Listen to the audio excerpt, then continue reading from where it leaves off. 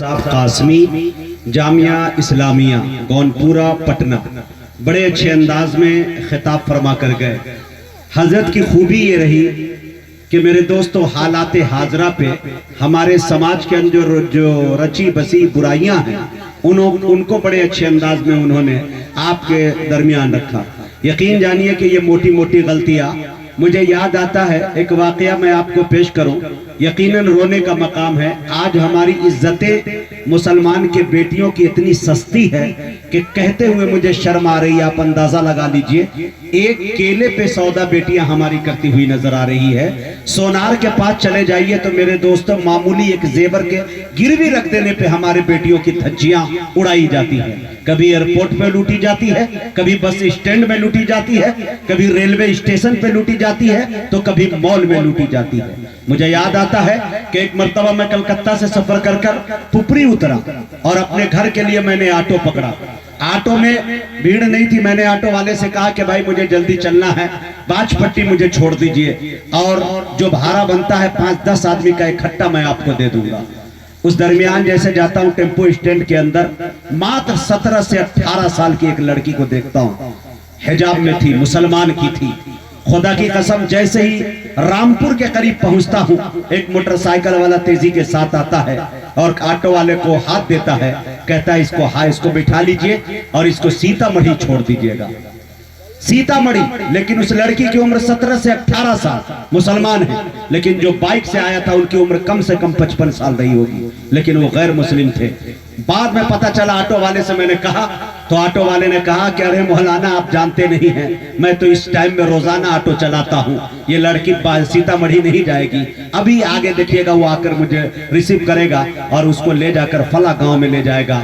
और ये लड़की आई है पढ़ने के लिए, फला गांव की रहने वाली है, आप 4 बजे ये जाएगी, अम्मी अब्बा को बताएगी कि बेटी मेरी पढ़ के आई है, मैं पढ़ के आई।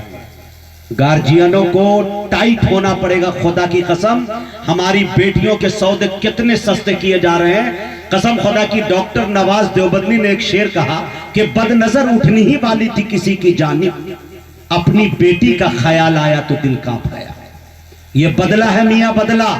किसी की बेटियों को बुरी नजरों से देखते हैं, चाहे आप चुकाइए चाहे आपकी बेटी चुकावे, कोई चुकावे, जब तक आप अपनी निगाहों से देख नहीं लेंगे, कानों से सुन नहीं लेंगे, रूए जमीन से आपका खात्मा नहीं हो सकता है। ये मेरे बड़े बता रहे। भाई अगर मद्दे मुकाबिल है तो हैरत कैसी, दोस्तों जंग के मैदान में मुरव्वत कैसी। अपने घर की दीवार में खुद तूने किए हैं सुराख, अब कोई झांक रहा है तो शिकायत कैसी। मेरे दोस्तों, हालात ये है, पहले का जमाना था, 10 साल पीछे चले जाइए, अगर किसी की बेटी साइकिल चला लेती थी तो मेरे दोस्तों उसके पूरे खानदान में कोई शादी नहीं करता था। अब 3-3 को बिटिया भाग गई, बाप मोच पे दांव फेर कर चाय खाने में बैठा, दूसरे पे कमेंट करता नजर आता है। जमीर इतना सो चुका है। हजरात, मैं बताना ये चाहता हूं, ये घर, ये इल्जाम और इस तरह के हादसा सिर्फ एक घर में नहीं है। न नमाजी बचा है, न हादी बचा है, न काजी बचा है, कोई नहीं बचा हुआ है। इस हम्माम में सारे नंगे नजर आ रहे हैं।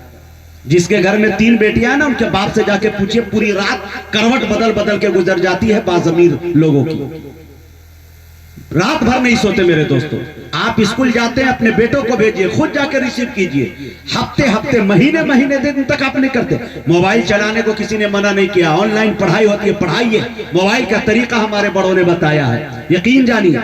वाईफाई लगा के देते हैं, 1.5 लाख का आईफोन दे देते हैं, 16 प्रो मैक्स ला कर देंगे, आईफोन 13 प्रो मैक्स ला के देंगे और कहेंगे हबीबी साहब, सबके हमारे बेटी बेटियां सबके हाथ में मोबाइल है, वाईफाई भी है। आपको मालूम है कि रात की तारीकी में पूरी दुनिया का नजारा आपकी बेटी कर रही है, आपके बच्चे कर रहे हैं। हाँ, मोबाइल दीजिए, जैसे ही ऐशा की अजान हो जाए फौरन गार्जियन मोबाइल को गिरफ्त करे, बेटी ला, बेटा ला, और अपने पास लेकर सोइए। खुदा की कसम, आपको रुसवाइयों का सामना नहीं करना पड़ेगा। ये है, गार्जियन को टाइट होना चाहिए, मोबाइल चेक करना चाहिए, कॉल कहां गया है, ये शऊर मालूम होना चाहिए। वरना ये मोबाइल इतना खतरनाक है कि सीमा हैदर को पाकिस्तान से हिंदुस्तान ला दिया, सिर्फ पबजी पे। जी, बड़े सोचने का मकाम है। मौलाना एक बात आपको, एक पैगाम एक देकर रुखसत हुए कि मुसलमान, तू अगर मस्ते मये ईसार हो जाए तो जमाने का जमाना तेरा ताबेदार हो जाए, तू अपने आप को ढाल लेकर सुन्नत के सांचे में तो तेरा तेवर ही दुश्मन के लिए तलवार हो जाए। जी बात यही नहीं, मुफ्ती शकील साहब एक पैगाम देकर और गए, हमारी माओं को, मेरी बहनों को, बेटियों को एक पैगाम देकर गए कि सब कुछ लिखा हुआ है खुदा की किताब में, जितनी भी खूबियां हैं रिसालत माब में, बेपर्दगी से होते हैं नाराज मुस्तफा, इस्लामी बहनों घर से निकलना नकाब में, इज्जत मिलेगी बहनों रहो तुम भी उस तरह रहती है जैसे फातिमा जहरा हिजाब में, आए नगर यकीन मेरे सीने को चीर दो, नामे नबी ही पाओगे दिल की किताब में, सब कुछ लिखा हुआ है खुदा की किताब। मेरे दोस्तों, अल्लाह ताला हम सबको कहने सुनने से ज्यादा अमल की तौफीक बख्शे। हजरत मौलाना मुफ्ती शकील अहमद साहब कासमी हमारे भी इमाम होते हैं, जुमा हजरत ही के पीछे हम पढ़ते हैं, इतने सलीके से ऑपरेशन करते हैं कि मेरे दोस्तों हम खुद जलसा जुलूस वाले आदमी, लेकिन तकरीर सुनना होता है तो हजरत के पास जाया करते हैं। अब आइए जनाबे दिल खैराबादी तक हम पहुंचेंगे।